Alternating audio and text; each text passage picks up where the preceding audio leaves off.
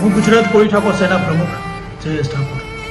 મેટરો તો અલગ અલગ મારી પાસે આવતી, પણ આજની જે મેટર છે, જે શરમજનક અને દુઃખ થાય અંદરથી એવી મેટર છે કે સમાજના જે લોકોના મકાનો હોય એ પાડવામાં આવે છે, સમાજની જમીનો હોય છે એની ઉપર કબજા કરવામાં આવે છે, સમાજના જે લોકો એ હેરાન થતા હોય છે, સમાજનું જે ભણતર, જે સ્કૂલો હોય એની ઉપર કબજા કરવામાં આવે છે.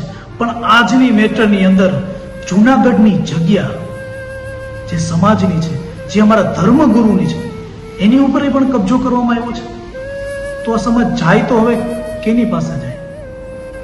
અમારા બાપ, અમારો વેલનાથ બાપ, આ એની જગ્યા છે, તમારા કોઈના બાપની જગ્યા નથી.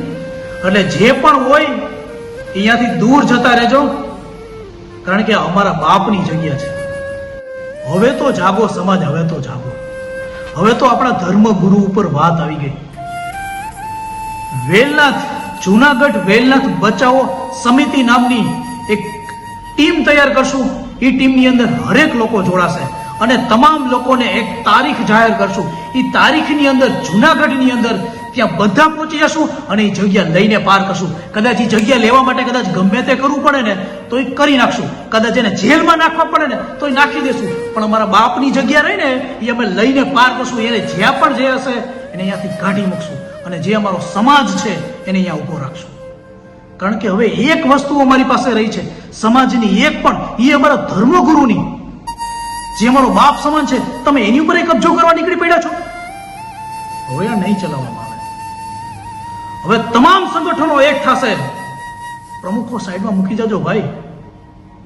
હું અધ્યક્ષ છું, આ ભાઈ પ્રમુખ છે, આ ભાજપ છે, આ કોંગ્રેસ છે, એવી કોઈ દેતા નહીં.